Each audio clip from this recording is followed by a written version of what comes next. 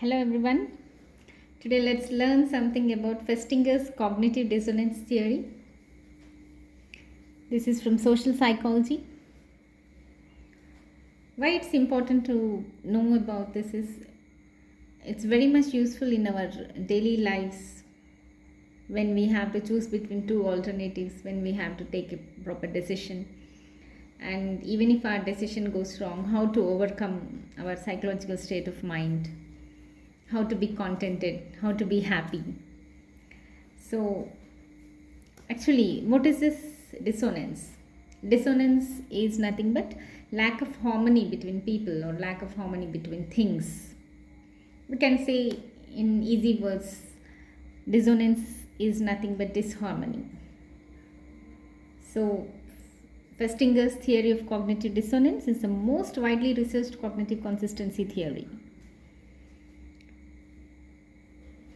According to him, he described dissonance as a negative drive state which occurs whenever an individual holds two cognitions, ideas, beliefs, or attitudes. So that cognitions may be either ideas or beliefs or attitudes which are psychologically inconsistent.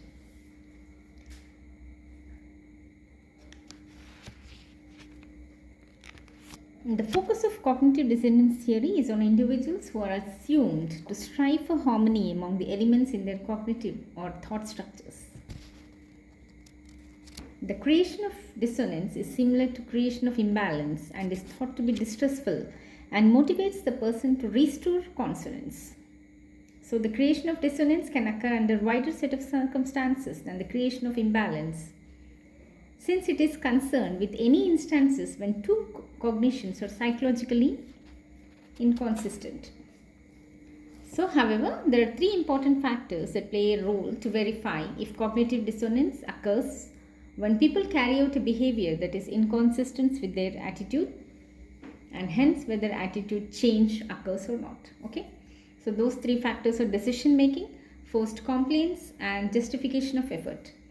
Now, let's go into this decision making with a good example and which we face in our daily lives every day. Dissonance theory assumes that dissonance occurs when an individual has to choose between two alternatives where both alternatives have positive aspects and also negative aspects. The person experiences post-decisional dissonance because of selecting an alternative with negative aspects and rejected others with positive aspects. For example, a person who wants to buy a new car has to make the choice between two reputed brands. Both cars have positive as well as negative aspects. This person will experience dissonance when he or she gets information about the negative aspects about the car he wants to choose. So at that time, this dissonance occurs to that particular person. So this dissonance, however, is reduced by supporting the alternative decided on. For example, the person will read only articles and magazines that praises his car and at the same time ignores the magazines or the reports or whatever that criticizes his car.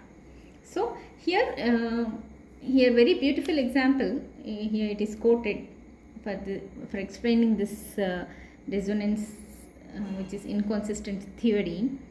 For example, the person who has decided to choose a car which has both positive as well as negative aspects, but after buying a car or when he has decided to buy one brand car, he hears all the negative aspects or from his friends or from magazines or whatever. So at that time he faces this dissonance.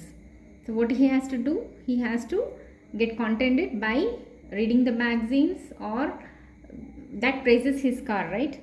And he has to ignore whatever the friends or whomsoever tell about bad things or the negative aspects of the car.